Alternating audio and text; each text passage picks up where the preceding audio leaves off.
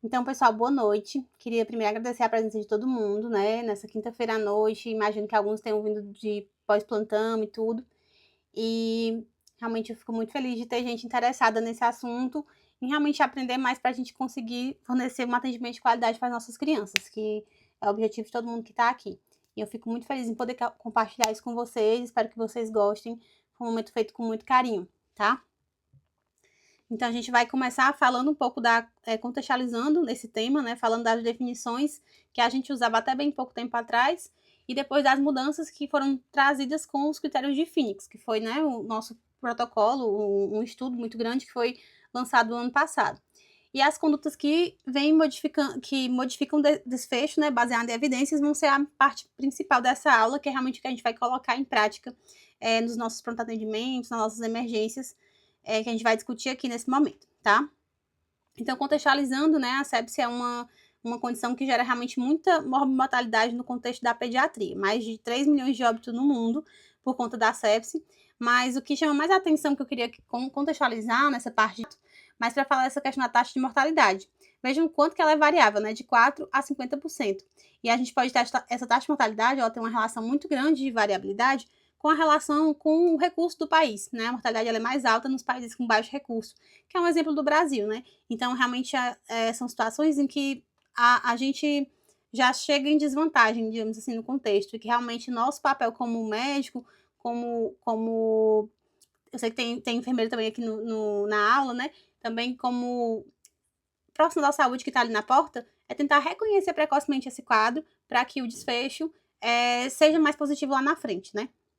Então, falando para vocês de critérios, né? Embora a gente fale da sepse há muito tempo já como uma doença muito grave, uma condição muito grave, que a gente sabe que tem uma mortalidade alta, a primeira vez que as pessoas se reuniram para falar sobre sepse, definir critérios e falar de guidelines e condutas foi só em 92, que é algo bem recente, né, na história da sepse. E aí, de lá para cá, a gente teve alguns consensos, né? A primeira vez que falaram sobre a CIRS, a definição de CIRS, que é a Síndrome da Resposta Inflamatória Sistêmica, tendo ela associada a uma infecção suspeita, isso a gente chamaria de sepse, foi em 2001. E aí ficamos de lá para cá, até 2016, sem nenhuma alteração nisso, né? Mesmo tendo muitas críticas, o pessoal falando que era muito sensível e tudo. Quando em 2016, com o sepsis 3, foi que no adulto trouxe o foco para a disfunção orgânica. Foi quando eles começaram a falar da sepse como uma infecção grave que gera disfunção orgânica, né? E aí começaram a aplicar o critério do SOFA, o Quick SOFA, enfim, mas ainda não tinha nenhum estudo para pediatria. A gente continuava ainda utilizando o mesmo critério de mais de 20 anos atrás. E aí, quando foi em 2024, no ano passado, a gente teve o Phoenix Sepsis Score, que foi esse estudo bem grande que foi feito, né, e foi lançado, que mudou a definição de sepse na pediatria. Que antigamente a gente usava esse, né, até 2024, ainda era o critério que trazia a presença do CIRS, né, da febre, a hipotermia, associada a taquicardia, taquipneia, leucocitose, leucopenia, com algum sinal de uma evidência de infecção. E o que foi esse Phoenix Sepsis Score, né? Ele foi um estudo multicêntrico, bem grande, né? Feito em 12 países, nos 6 continentes, tanto em países desenvolvidos como países em desenvolvimento, e que avaliou mais de 3 milhões de atendimentos pediátricos nas primeiras 24 horas na emergência, para tentar definir, com essa avaliação inicial, quais eram os fatores que estavam relacionados a você realmente conseguir fechar o diagnóstico de sepse, quais fatores estavam relacionados à maior mortalidade, a tentar realmente trazer algo de impacto na literatura com relação à sepse pediátrica, né? Foi um estudo multiprofissional, né? Pediatras, intensivistas, emergencistas, a equipe multi também, e avaliou pacientes até 18 anos, de 1 mês até 18 anos, então excluiu neonatos prematuros e avaliou justamente essas primeiras 24 horas de admissão hospitalar, para ver justamente o que é que a gente pode fazer assim que o paciente chega, que mude mortalidade, né? Nesse período de quase 10 anos, eles viram mais de 3 milhões de atendimentos pediátricos. Então, acho que é um dos maiores estudos que a gente tem na pediatria. A gente sabe que tem uma dificuldade muito grande em ter estudo na pediatria, né? E isso foi uma coisa que realmente, assim, foi bem impactante pra gente. E o conceito principal que eu quero que vocês comecem já daqui a fixar é que ele trouxe para a gente tratar a sepse como uma disfunção orgânica que é potencialmente fatal no contexto de uma resposta a uma infecção suspeita ou confirmada. Então, é a primeira vez que na pediatria a gente começa a falar da sepse como uma infecção que gera uma disfunção orgânica, certo? Então, a partir desse conceito, tratando isso como uma condição muito grave, a gente passa a não falar mais do termo sepse grave, que será uma coisa que tinha no critério passado, né? Então, a gente não utiliza mais, dado que toda sepse ela é considerada grave. E o paciente pode evoluir com uma disfunção orgânica grave que seja potencialmente fatal. E aí, essa ferramenta, né, ela teve o objetivo, o score, de definir diagnóstico. Então, ela foi uma ferramenta que não foi desenvolvida para diagnóstico precoce ou para triagem, só para definir sepse, para eu dar o nome de sepse para aquele paciente ou não. E foi uma ferramenta também que teve relação com mortalidade. Quando esse paciente pontuava 2 ou mais pontos, eram pacientes que estavam associados a um maior risco de evoluir para óbito naquela internação por conta daquela infecção, certo? Então, eles avaliaram as disfunções orgânicas. Eles viram 2 modelos, né? Um que avaliou essas 8 disfunções orgânicas, né? Cardiovascular, hematológico, hepatobiliar, imunológico, endócrino, neuro, renal e respiratório. E no final das contas, eles compararam os modelos de 4 órgãos e de 8 órgãos, e eles viram que esse modelo de 4 órgãos e sistemas tinha uma performance similar e era mais simples, tinha menos dependência de medidas laboratoriais, e foi o que eles resolveram aplicar. Então, o que a gente utiliza, né, o Phoenix, é esse aqui de 4 órgãos e sistemas, certo? E aí o que ele trouxe foi justamente esse maior valor preditivo positivo, maior sensibilidade para predizer o diagnóstico de sepse. Ela não é uma ferramenta que vai me ajudar a diagnosticar precocemente. Ela é uma ferramenta que vai me ajudar a realmente bater o martelo que eu estou diante de uma sepse, certo? Então, a questão da nossa suspeita, da nossa triagem, ela continua mais ou menos parecida com o que a gente fazia antes. Então, por isso que muita gente critica o Phoenix. Ah, mas o Phoenix é muito ruim porque ele tem que fazer vários exames para poder fechar e tal. Então, quando a gente fala isso é porque a gente não entendeu ao que ele se propôs. Ele foi um estudo que só quis dizer assim, olha, gente, quando a criança preenche esse critério aqui, ela tem sepse mesmo. E essa criança que preenche esses critérios aqui, ela tanto tem sepse como ela tem um risco muito alto de morrer por essa sepse. Era isso que o Phoenix queria dizer. Ele não queria ser uma ferramenta de triagem, ela nunca se propôs a isso, certo? Eu vou falar no final um fluxograma que eles mesmos sugerem que a gente vai utilizar para ter uma ferramenta de triagem antes e depois começar a abrir o protocolo, faz antibiótico, faz tudo. E na presença, quando a gente tiver critério suficiente, aí sim a gente fechar para esse score ele ter uma função mais de segmento na minha avaliação do que mesmo de triagem. Não é para isso que ele se propõe, tá? E aí, com isso, né, com esses dados todos, eles conseguiram avaliar realmente que a mortalidade pela sepse em países desenvolvidos gira em torno de 7%, enquanto que países com baixo recurso, isso é mais de 4 vezes mais, né? Enquanto é paciente com choque séptico, também gira em torno de 10% nos países desenvolvidos e 33,5% nos países com baixo recurso. Isso quer dizer que a cada 3 crianças que entra com choque séptico no nosso hospital, ela pode evoluir, ela vai evoluir para óbito, certo? E outro dado interessante que esse estudo trouxe é que uma disfunção orgânica distante do sítio de origem, ela está relacionada também a maior mortalidade. Então, por exemplo, uma criança que entra com uma sepse de foco abdominal, com uma apendicite aguda, por exemplo, e ela evolui com um rebaixamento de sensório, ou seja, uma disfunção neurológica, ou ela evolui com uma hipossaturação, com um desconforto respiratório, ou seja, uma disfunção respiratória, esse paciente tem maior chance de evoluir com óbito do que um paciente que entra com uma pneumonia e faz uma disfunção respiratória, que você já esperava, certo? E aí o Phoenix Sepsis Score, ele tem esses 4 pontos que a gente vai avaliar: respiratório, cardiovascular, coagulação e neurológico. E aí ele pode variar de 0 até 13 pontos, certo? E aí a gente vai falar agora de cada um em separado. Então, o respiratório, ele pode pontuar de 0 a 3 pontos. E o que a gente vai avaliar, basicamente, é a relação PaO2-FiO2 ou a relação saturação/FiO2. Isso é interessante porque eu posso ter uma gasometria, que é um exame que sai rápido na emergência, e fazer a minha relação PaO2-FiO2, mas num lugar onde eu não tenho gasometria, ou onde esse exame não consigo fácil, eu posso fazer somente a relação saturação pela FiO2 que aquele paciente está utilizando para eu conseguir pontuá-lo, tá? Vai ser calculado, né, no caso da SpO2, quando ela for menor ou igual a 97, se for acima disso, a gente não vai calcular pela saturação. E o paciente que está usando qualquer tipo de suporte de oxigênio, alto fluxo, pressão positiva, automaticamente ele já ganha 1 ponto, certo? E os pacientes ventilados, automaticamente, em ventilação mecânica invasiva, automaticamente já ganham 2 pontos. Se ele tiver em ventilação mecânica invasiva e com um índice super baixo, já vai para 3 pontos. No cardiovascular, ele vai de 0 a 2 e ele pode pontuar até 6 pontos aqui, certo? São 3 coisas que a gente avalia aqui. A presença de o uso de droga vasoativa, então se o paciente não está usando droga vasoativa 0, uma droga vasoativa é 1, 2 é 2, 2 ou mais é 2, certo? O valor do lactato, que é menor que 5, de 5 a 10 e maior do que 11. E aqui, assim, uma crítica pessoal mesmo é o valor do lactato. Também já vi alguns colegas também fazendo a mesma avaliação, né? Um valor de lactato alto para eu pontuar. Então, a gente pega um paciente com lactato acima de 5, 6, 7, é um paciente realmente que está muito grave, né? Mas, enfim, é o que temos aqui no critério. E o último parâmetro do cardiovascular é a pressão arterial média. Lembrando sempre que é a pressão arterial média. A gente tem muito costume de usar na pediatria a sistólica, né? Até tem aquela continha prática de fazer 70 mais 2 vezes a idade, mas aqui no critério cardiovascular a gente fala de PAN, tá?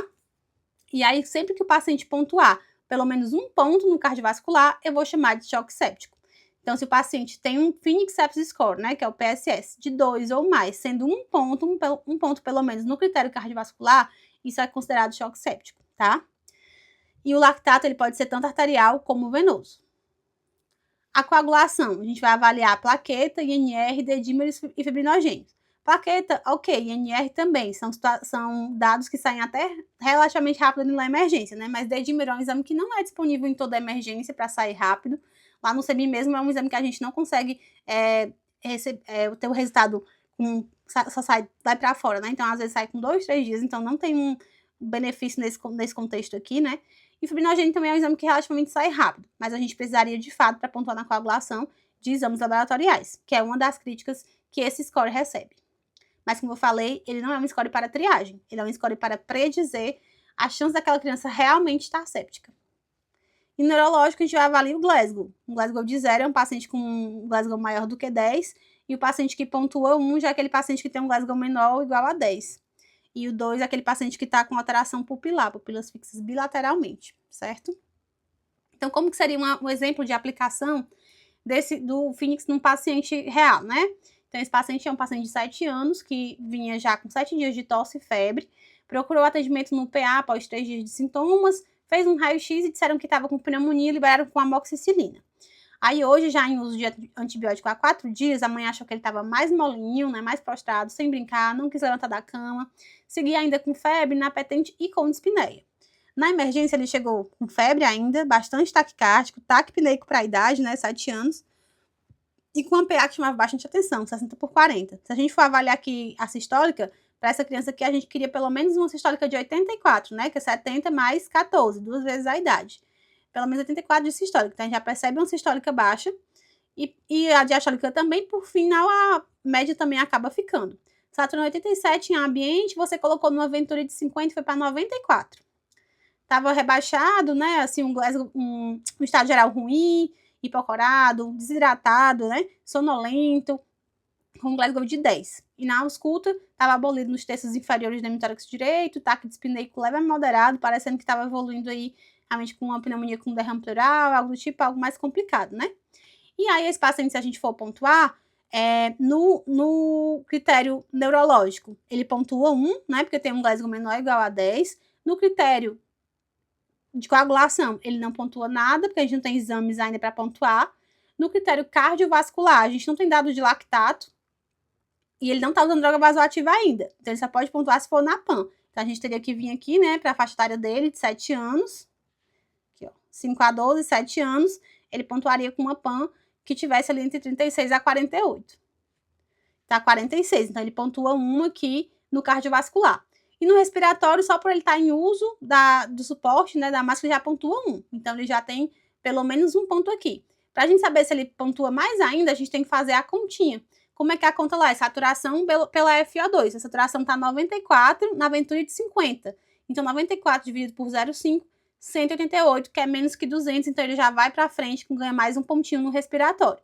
Então, é um paciente aqui que, por exemplo, está pontuando um 3, sendo um critério no cardiovascular. Então, é um paciente que a gente poderia chamar de choque séptico. Nesse caso, é um paciente que eu consigo fechar ainda aqui no atendimento inicial. Mas alguns pacientes eu posso precisar de exames laboratoriais a mais para fechar. Mas, reforçando mais uma vez, essa escala não foi feita para triagem, ela foi feita para diagnóstico.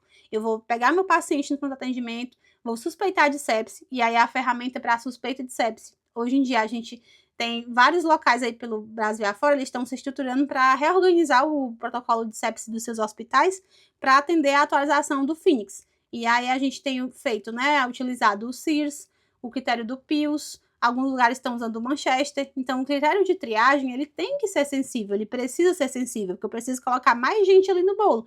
Depois, em cima daquilo que eu faço algo mais específico para ver se realmente eu estou diante de um quadro de sepse. Mas o ideal, no contexto de sepse, a gente sabendo da mortalidade e a gente sabendo que as condutas têm relação com o tempo, o ideal é que eu seja mais sensível mesmo, certo? Então, a gente precisa realmente ter um critério de triagem mais sensível e, na sequência, o Phoenix vai entrar para eu predizer meu risco de mortalidade, meu risco de gravidade, para eu fechar o diagnóstico de sepse daquele paciente no meu pronto atendimento nas minhas primeiras horas de atendimento, certo?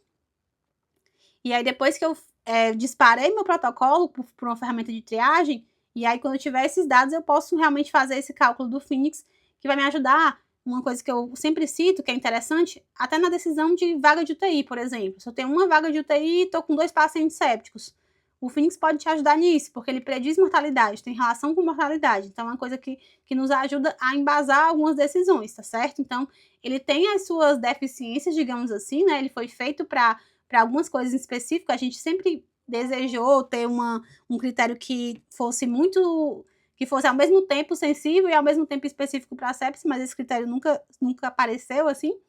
E ele tem os seus problemas, assim, para o qual ele foi feito, mas a gente pode sim utilizá-lo ainda, aplicá-lo no nosso contexto clínico.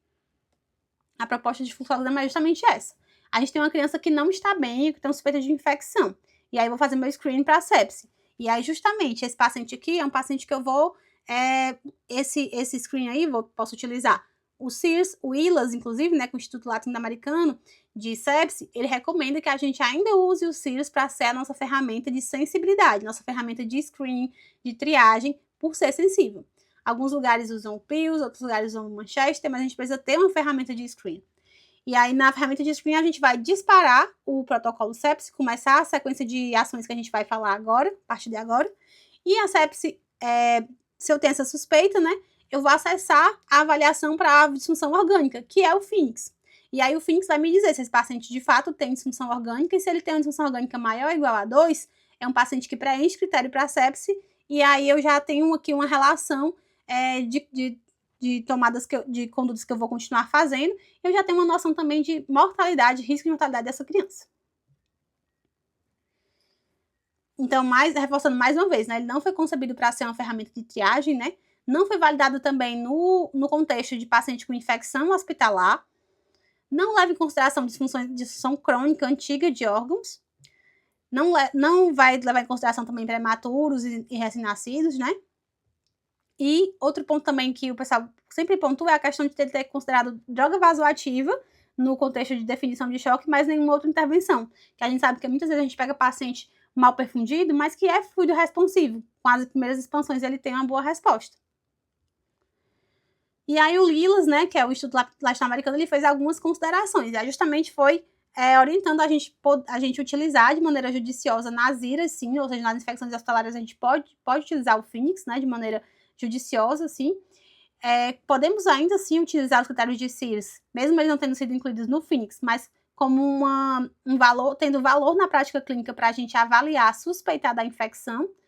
E ele orienta também, que é o que a gente já também sabia com o Phoenix, que não tem necessidade de modificar o fluxo de tratamento. O Phoenix veio para falar só mesmo da questão de definição, certo?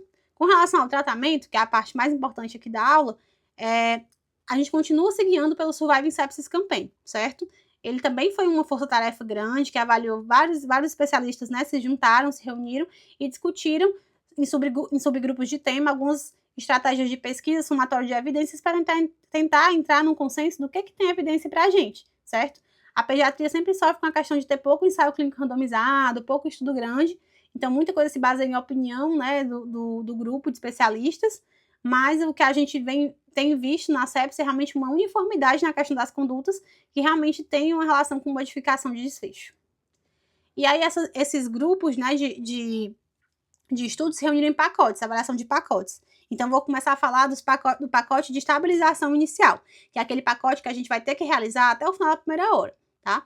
Primeiro momento é a avaliação desde a avaliação do paciente, ele coloca que todo paciente que tem suspeita de sepse, ele tem que ter uma avaliação médica em até 10 minutos.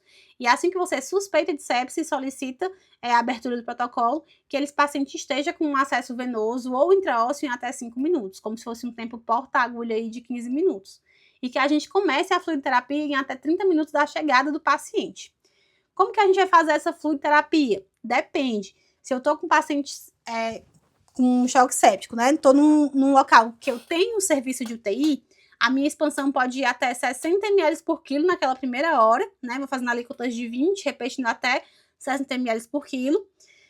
Se eu tô num serviço que não tem retaguarda de UTI, eu vou dividir em 2 grupos. Aquele paciente que tá com perfusão anormal, mas não tem hipotensão, ele não vai receber bolos de fluido, é um paciente que vai receber bolos de manutenção, e que se eu achar que tem, vou fazer bolos de fluido no contexto de achar que o paciente está desidratado, tem realmente perdas. Se não vai ser iniciado o fluido aqui, eu tenho que considerar droga vasoativa precoce. E se é um paciente que está com perfusão anormal com hipotensão, a gente começa a expansão, só que vai somente até 40 ml por quilo, lembrando de iniciar a droga vasoativa precocemente, certo?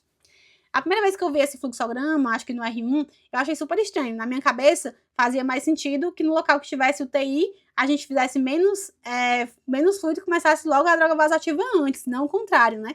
Mas, na verdade, o que justamente o algoritmo quer desmistificar é isso, que o local da droga vasoativa não é onde tem UTI somente, é onde o paciente está precisando que ela seja iniciada, seja na UPA, seja no hospital do interior, na enfermaria, a gente vai iniciar onde o paciente está precisando, porque é uma coisa que muda realmente desfecho. A gente não vai deixar o paciente com perfusão anormal, que não está respondendo a fluido, manter fluidoterapia sem resposta, né? Então, a gente vai iniciar realmente onde o paciente está precisando que seja iniciada, tá? Então, tem essa diferença. Quando eu estou no local que tem UTI, até 60, quando eu estou no local que não tem UTI, até 40, e sempre lembrar do início precoce de droga vasoativa. Quem trouxe pra gente essa definição, né, foi esse estudo aqui. Esse estudo foi um estudo bem grande, que avaliou quase 20 mil crianças na África, né, então, num país que não tem muito recurso, eles dividiram essas crianças de 2 meses a 12 anos, que estavam com suspeita de sepse e perfusão anormal, em grupos que iam receber expansão com solução salina, expansão com albumina ou nenhum bolos. E o que eles viram foi que, na verdade, o grupo dos pacientes que não receberam bolos, eles tiveram uma taxa de mortalidade menor nas primeiras 24 horas, certo? Com um valor de P, inclusive, significativo, do que os outros 2 grupos. E esse mesmo achado foi visto também com 4 semanas, a mortalidade de 4 semanas depois. Essas 2 curvas de cima são os pacientes do bolo de albumina e o bolo de salina. E aqui é a curva dos pacientes que não recebeu bolos. E por que isso acontece, né?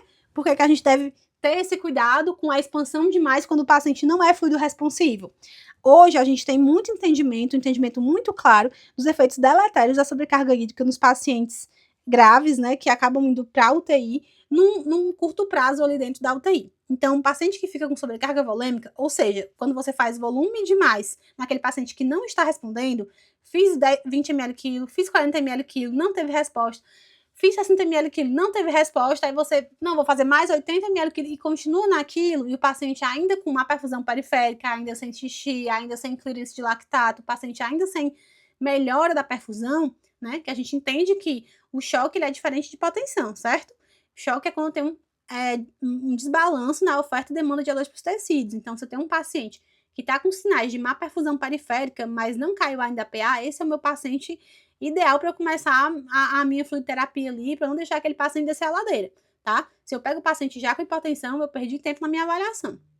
Então, o que acontece? Quando eu começo a fazer bolos demais no paciente que não está fluido responsivo, isso aí vai resultar em sobrecarga hídrica. É aquele paciente inchadinho, empapuçadinho, bem bonequinho Michelin, que a gente olha e às vezes acha até fofinho, o bichinho bem gordinho ali, estufadinho, mas isso tem muitos efeitos deletérios. Esse excesso de fluido, lá no sistema respiratório, por exemplo, vai aumentar a edema pulmonar, o que acaba alterando a troca gasosa, diminuindo PaO2, aumentando PCO2, pode aumentar também o risco de derrame, efusão pleural, derrame pleural, aumenta o trabalho respiratório dos pacientes, certo?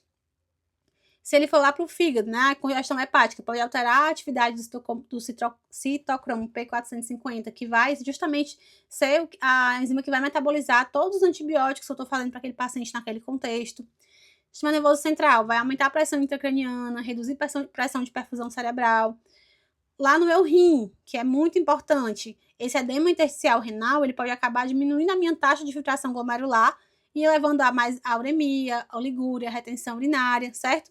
Inclusive colocando esses pacientes necessidade de diurético terapia e às vezes inclusive de terapia substitutiva renal, que é a hemodiálise. Então a sobrecarga hídrica é uma coisa que a gente tenta a todo custo evitar no contexto do paciente na UTI, certo? Porque a gente entende esses efeitos maléficos nos primeiros dias de internação da UTI, ele já vai se manifestando. Então, por isso que a ideia na pediatria é a gente fazer droga vasoativa mais precocemente. Se eu estou num serviço que não tem UTI, não vai ter como lidar com as dificuldades de sobrecarga hídrica, que não vai ter um manejo fino de uma ventilação mecânica difícil, porque o meu paciente está todo congesto, que eu não vou ter hemodiálise para um paciente que está com o meu rim travando.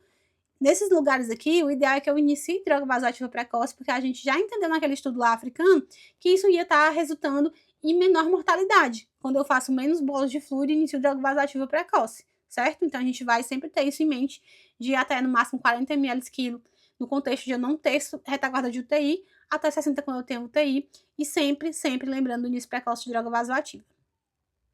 Qual o fluido que a gente vai utilizar? Já está também bem claro na literatura que o ring lactato está associado a menor risco de acidose hiperclorêmica, menor risco de inflamação sistêmica, lesão renal aguda, coagulopatia e desfechos também de redução de mortalidade, tá? A gente vai preferir o soro fisiológico somente em situações que eu tenho uma hiponatremia ou em que eu tenho alguma preocupação com o aumento de pressão intracraniana se eu fizer menos, certo? Então, concluída a minha etapa inicial, já tenho acesso, já comecei a expansão. O meu próximo passo é coletar culturas e começar a minha antibiótico terapia precoce, em até 1 ou 3 horas. Como é que é essa diferença? Se eu estou com um paciente com sepse, mas que não está chocado, eu tenho até 3 horas para iniciar a minha antibiótico terapia. E no paciente chocado, eu tenho até 1 hora para começar a minha antibiótico terapia. De preferência que eu consiga coletar culturas antes, mas a dificuldade em coletar a cultura não deve atrasar o início da minha antibiótico terapia, tá bom? E essas 3 horas aqui servem para quê? Aquele paciente que não está chocado, essas 3 horas, muitas vezes, ela é o tempo que eu preciso para que saia algum exame laboratorial que consiga me guiar na minha avaliação. Porque lembre-se que eu falei no começo, eu preciso de um screen que seja sensível. Então, o CIRS, ele é super sensível, né? Paciente taquicárdico, taquipneico, eu encontro em diversas condições. Então, chegou um bebezinho com um quadro de tosse, febre, coriza há 2 dias, que no 3º dia ele começou a ficar cansadinho. Aí chega aquela escuta de sibilânciazinha difusa, lactente, então eu penso logo de cara o quê? Em BVA. Mas aí chegou com febre, então ele chegou também taquicárdico e taquipneico. E aí eu fico, eita, será que eu devo abrir protocolo sepse?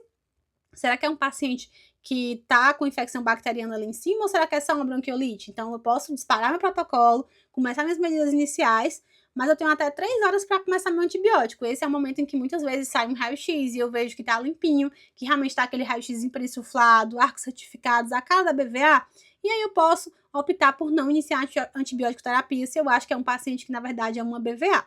É essa a diferença. Naquele paciente que tá chocado, não. Eu não posso me dar o luxo de esperar esses exames para definir antibiótico ou não para esse paciente. É melhor que eu comece e que depois eu vejo que na verdade era um choque da dengue, era uma dengue grupo D, eu retiro aquele antibiótico se eu achar que não há mais necessidade, tá bom? Então, cumprindo essa parte aqui, né? E lembrando que na coleta da cultura a gente também aproveita a furada e colhe logo o pacote de exames. Esse pacote de exames, ele sempre vai ter a função de vigiar a disfunção orgânica, que essa é o que a gente já vai passar a entender a sepse como disfunção orgânica relacionada à infecção. Então, o que a gente nosso papel de detetive aqui é buscar a disfunção orgânica por conta da sepse. Então, nosso pacote de exames é direcionado para isso. Então, vou buscar a função renal, a função hepática, vou buscar o hemograma e o coagulograma para ver como é que está a parte hematológica, vou atrás de todas aquelas possíveis disfunções orgânicas que o paciente pode fazer. E o próximo passo é sempre lembrar do início de droga vasoativa em até 1 hora, quando necessário. Então, lembre-se que aquela 1 hora é quando eu estou terminando as minhas expansões, né? Que eu comecei ali no máximo 30 minutos, então estou terminando ali as minhas expansões e eu tenho que definir se esse paciente aqui vai realmente começar a droga vasoativa ou não. Para eu definir se o paciente precisa de droga vasoativa ou não, eu tenho que entender se o choque foi resolvido ou não, se foi fluido responsivo ou não. Então, nesse momento, ao final da primeira hora, eu vou precisar passar por uma reavaliação. E essa reavaliação, ela tem um papel principal de avaliar a parte hemodinâmica, justamente ver se eu bati as minhas metas de primeira hora, de melhorar a perfusão, de melhorar a diurese, de melhorar PA, de melhorar pulso, se eu conseguir bater minhas metas para dizer se aquele paciente está bem ressuscitado do ponto de vista ali volêmico, ou se é um paciente que eu ainda preciso de mais medidas, que nesse caso vão ser as drogas vasoativas, para manter o paciente com cardiovascular adequado, certo? Como é que a gente vai fazer essa avaliação?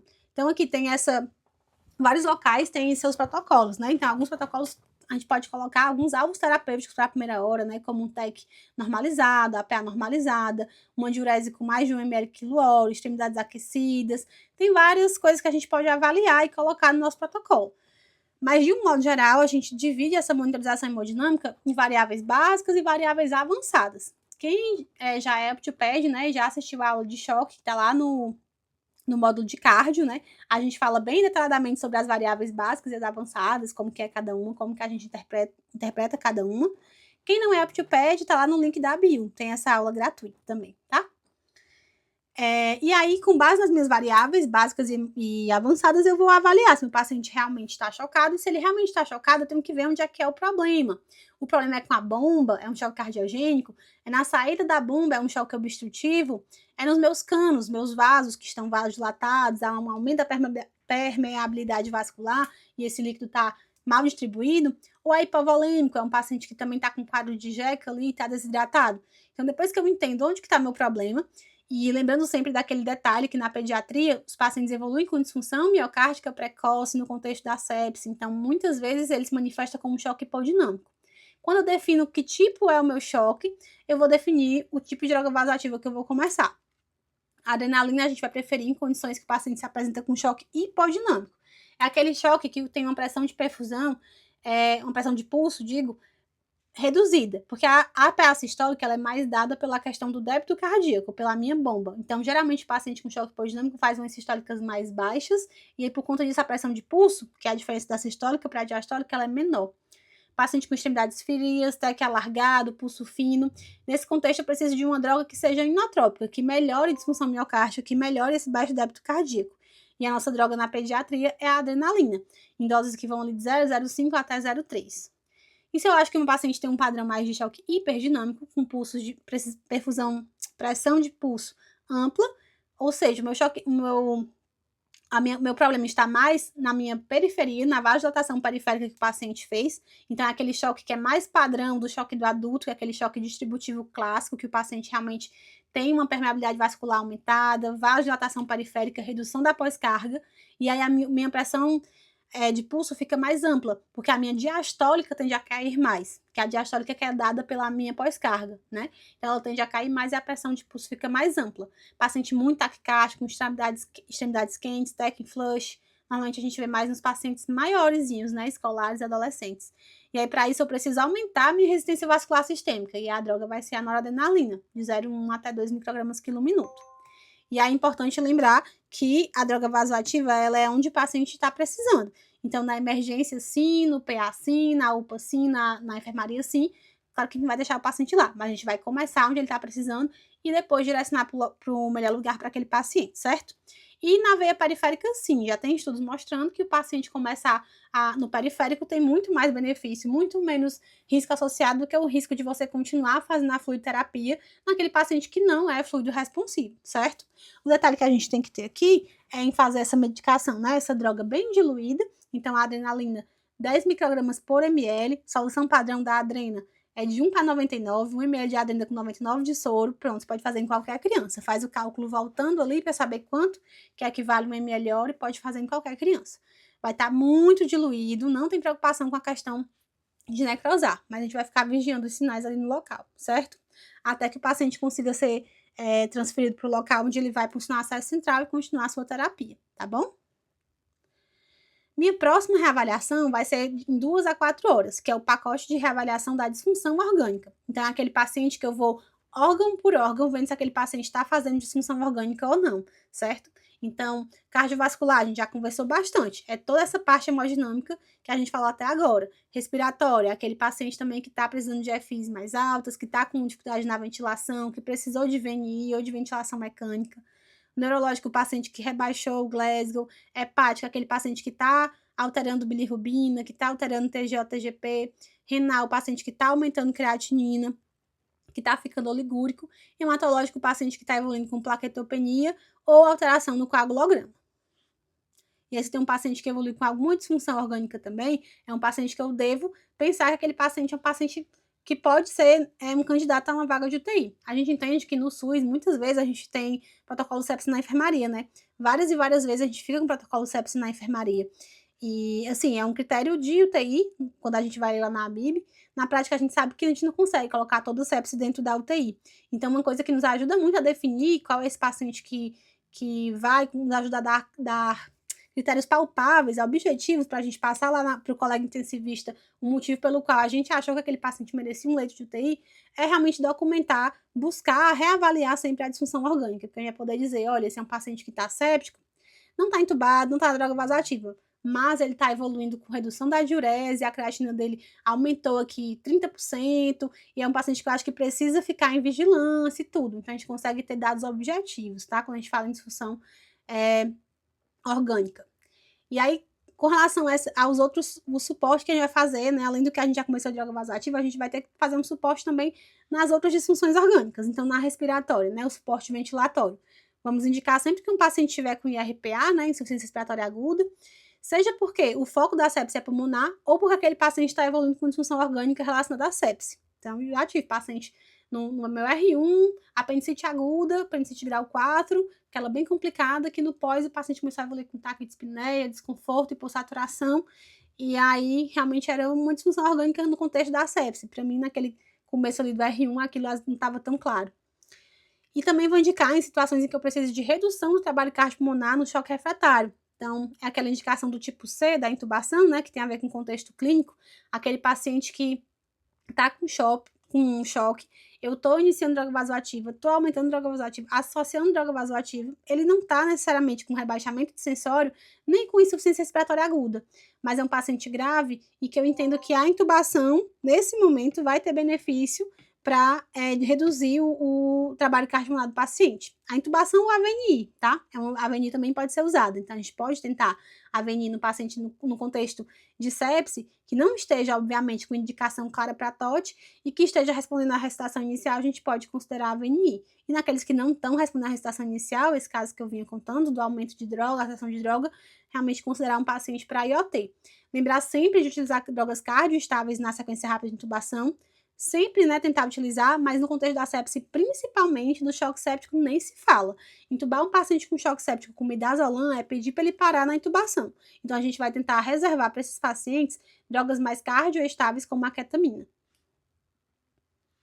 Com relação ao suporte hematológico, a hemotransfusão, o Surviving Sepsis Campaign sugere contra a transfusão de glóbulos vermelhos, né, o concentrado de hemácia, se o paciente tiver com HB maior ou igual a 7 e ela está hemodinamicamente estabilizada. O que é isso? É aquele paciente que já está pelo menos 2 horas sem precisar subir droga vasoativa e a PAN já está maior do que o esperado para a idade, maior que 2 vezes o padrão para a idade, certo? Diz o padrão da idade. Então, essa é uma criança que está hemodinamicamente estabilizada. E se ela tiver um HB maior do que 7, não precisaríamos transfundir. Nesse contexto de paciente menor do que 7, todo mundo vai ganhar. Maior do que 7 e está hemodinamicamente ainda instável, também pode ganhar, certo? E transfusão de plaqueta e plasma profilático não há benefício, somente na presença de sangramentos, tá? Lembrar do controle do foco infeccioso, então se o paciente está ali por conta de um abscesso, o foco da sepse é um abscesso, eu preciso fazer uma drenagem desse abscesso. Se o paciente está com um empima pleural, se é uma articulação, uma artrite séptica, precisa ser drenada, certo? Abscesso superostial, retirar os devices infectados, que é algo bem comum assim, no nosso meio hospitalar, né? Acesso central, que é foco de infecção de corrente sanguínea. Desbridamento de infecção necrosante, super importante, né? Nesse módulo de infecto, a gente vai ter aula de infecção de pele, partes moles, e aí vai ter a parte de fascite necrosante, que é considerada realmente uma emergência cirúrgica. É um paciente que precisa realmente desbridar para conter a progressão daquela lesão, né? E as diretrizes recomendam que esse controle do foco ele aconteça idealmente entre 6 a 12 horas da abertura do protocolo. assim que o paciente tiver estabilidade para tal, a gente consiga controlar esse foco infeccioso, tá? Outros cuidados que a gente tem que fazer, né? É tentar iniciar a nutrição enteral em até 48 horas, para a gente já começar a reduzir, né, a hidratação venosa, tentar manter aqueles enterócitos nutridos, evitar a translocação bacteriana, evitar as hipoglicemias, certo? Manter glicemias menores do que 180, então evitar a hiper, mas também evitar a hipoglicemia, que ambas são metabolicamente ruins. Sempre tentar manter normocalcemia, que eu preciso de um cálcio bom para manter meu coração batendo bem. Controle térmico, tanto evitar hipo como hipertermia. E lembrar de corticoterapia no choque refratário. Estou começando minha segunda droga vasoativa e aumentando, já tenho que pensar na minha dose de choque, tá? Hidrocortisona, de 50 a 100 miligramas por metro quadrado. E depois esse valor aqui mantido de 6 em 6 horas, 12 em 12 horas. Tá bom? E as mensagens para casa, gente, é lembrar da parcimônia com fluidos, né? Assim que a gente reconhecer e começar a expansão, lembrar que tem um teto para essa fluidoterapia, que a gente tem que pensar assim, início precoce de droga vasoativa, porque isso vai mudar desfecho lá na frente, vai mudar a mortalidade lá na frente, certo? E lembrar sempre da reavaliação frequente daquele paciente com foco nas disfunções orgânicas.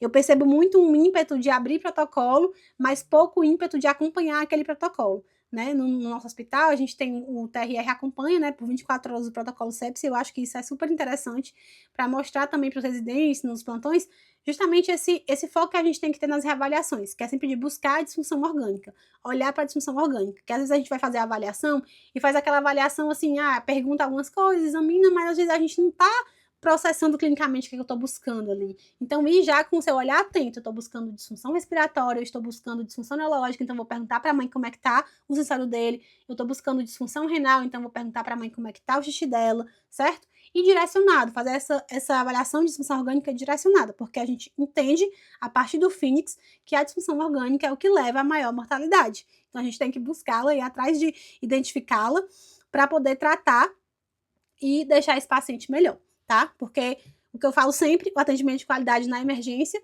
é igual a um melhor desfecho na UTI, sempre. A criança que é bem conduzida, ela tem uma estadia curta na UTI, ela tem uma estadia hospitalar menor e vai ser igual a uma criança voltando saudável para casa, que é o que todos nós queremos quando a gente sai de casa para o plantão, é fazer o bem aí com o nosso serviço, né? Então é isso, pessoal. Essas foram as referências. Eu mandei lá no grupo do pessoal, né, do OptioPed, as referências também do Phoenix e a referência do Surviving Sepsis Campaign, tá? Do que a gente conversou hoje. E é isso, deixa eu ver aqui vocês.